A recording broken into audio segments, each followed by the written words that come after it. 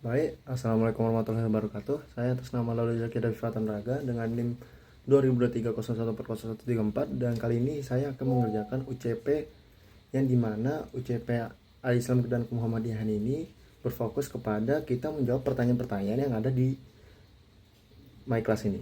Oke, jadi saya memilih ada beberapa pertanyaan seperti pertanyaan ke satu yang dimana di era kecerdasan buatan AI yang terus berkembang, banyak teknologi yang dikembangkan. Dampak mempertimbangkan nilai-nilai agama. Berdasarkan paradigma Islam dalam perkembangan teks, analisislah bagaimana umat Islam seharusnya menyikapi perkembangan teknologi seperti AI agar tidak bertentangan dengan akidah dan syariah Islam. Oke, saya akan menjawab pertanyaan nomor satu itu. Oke, jawaban saya yang pertama adalah karena berdasarkan paradigma Islam, dalam perkembangan teks, bagaimana kita itu harus kayak apa ya, intinya jadi gini, di tengah perkembangan kecerdasan AI atau kecerdasan buatan yang sering kali dikembangkan tanpa mempertimbangkan nilai-nilai agama, umat Islam harusnya menyikapinya dengan berlandaskan pada paradigma Islam dalam pengembangan ilmu pengetahuan, teknologi, dan seni alias ipteks. Oke, sikap ini bertujuan untuk memastikan bahwa pemanfaatan dan pengembangan AI yang selaras dan tidak berbenturan dan dengan prinsip-prinsip dasar akidah atau iman, ya, dan syariah atau hukum Islam. Oke, dari situ kita sudah bisa memahami bahwasanya di dalam Islam ini, apalagi tentang perkembangan AI yang cukup, menurut saya itu kayak cukup drastis ya perkembangannya, karena dipikir-pikir ya AI ini bisa dibilang ya cukup dalam segi iptek apa semua itu udah melebihi batas.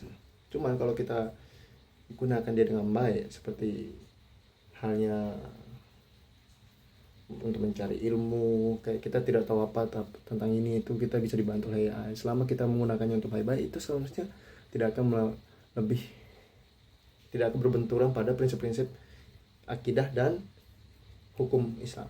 Oke, yang bagi saya yang pertama itu juga pendekatan yang harus diambil sebagai prinsip pertama itu harus ada landasan tauhid.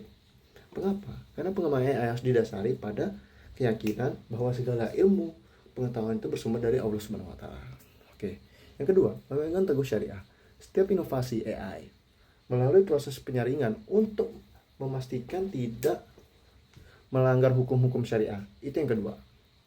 Dan yang ketiga itu prinsip apa ya? Bukan prinsip, saya ganti dengan menjaga nilai-nilai kemanusiaan. Jadi AI harus dikembangkan dengan beberapa nilai untuk membantu dan mengangkat martabat manusia, bukan untuk menggantikan peran manusia secara total yang dapat menyebabkan dehumanisasi atau kehilangan nilai-nilai esensial kemanusiaan. Oke, itu pertanyaan pertama yang saya jawab. Oke, di sini kita lihat lagi pertanyaan kedua itu, salah satu rambu dalam perkembangan teks dalam Islam adalah tidak bertentangan dengan Al-Quran dan hadis.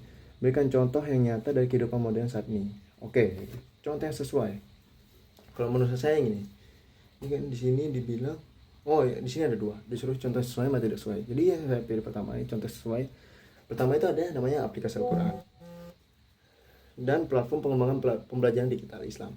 Aplikasi ini mereka memudahkan umat Islam untuk mengetahui dan mempelajari, membaca, memahami Al-Quran dan hadis di mana saja dan kapan saja. Itu benefitnya kalau misalnya di Al-Quran ditaruh di digital dan platform pembelajaran Islam.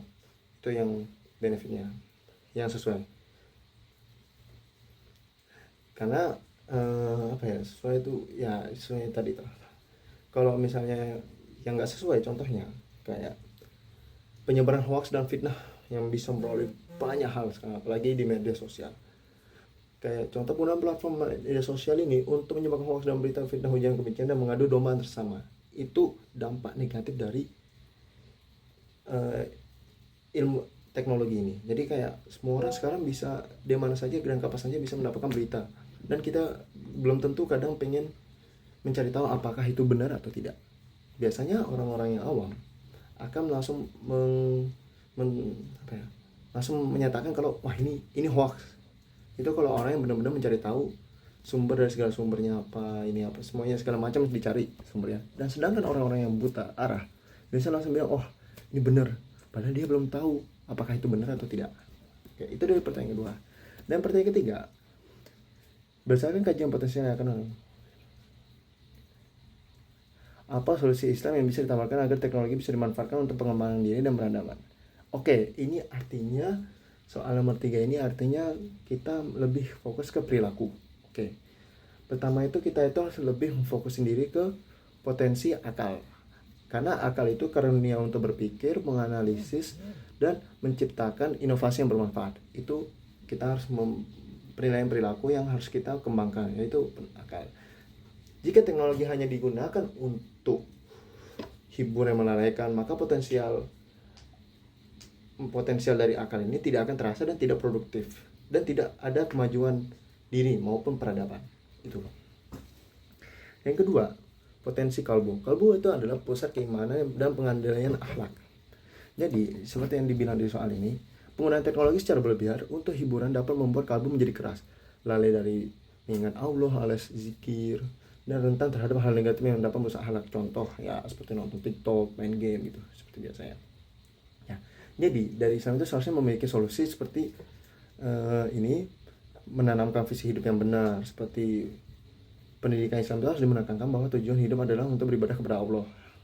Yang kedua, mengintegrasikan teknologi dalam pendidikan Islam, karena mengembangkan platform dan konten digital yang kreatif dan menarik untuk mempelajari keislaman maupun ilmu umum, sains, teknologi, dan lain-lain dari perspektif Islam. Yang ketiga, mendorong inovasi berbasis maslahah,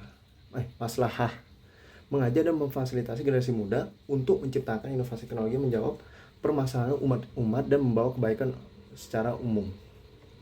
Seperti aplikasi filantropi, ya seperti banyak hal, aplikasi-aplikasi yang banyak seperti WA, WhatsApp, Facebook, dan lain-lain. Oke. Dan terakhir saya itu memilih nomor 7. Kenapa nomor 7? Karena di sini jelaskan perbedaan menuntut ilmu dunia untuk hanya ilmu dunia dan ilmu karena apa dampaknya. Oke, untuk ilmu untuk dunia, bagi saya itu dari niat itu tujuannya sudah jelas. Paling untuk ke materi, status sosial, kayak contoh pengen dapat ijazah, jabatan tinggi, kekayaan, pujian dari banyak manusia. Dan yang ketiga, orientasi. Jadi orientasi ilmu itu dipandang sebagai alat untuk mencapai kesuksesan dunia. Dan jika tujuan dunia sudah tercapai, maka semangat belajar biasanya akan menurun. Itu kalau untuk dunia. Dan ketiga, nilai. Ilmu tidak dihubungkan dengan sang pemberi ilmu, sehingga tidak bernilai ibadah. Nah, kita sebagai umat Islam itu harus menyatukan ketiga hal itu. Pertama, dari niat. Kalau kita menuntut ilmu karena niat Allah Subhanahu wa taala. Pertama, tujuannya adalah mendapatkan ridha Allah, melaksanakan perintahnya, menghilangkan kebodohan dan dari sendiri dan orang lain, serta untuk lebih mengenal kebesarannya. Kita itu harus lebih memahami bahwa kita itu ingin menuntut ilmu ini karena Allah Subhanahu wa taala, karena untuk niat apa, dan banyak hal yang harus kita pertimbangkan. Yang penting kita itu selama kita niat kita baik, maka yang kita akan dapatkan baik juga. Selama niat kita buruk, dan niat yang kita akan dapatkan juga buruk juga. Nah, dari segi orientasi, ilmu dipandang sebagai sarana untuk mendekatkan diri kepada Allah dan menjadi hamba yang lebih baik.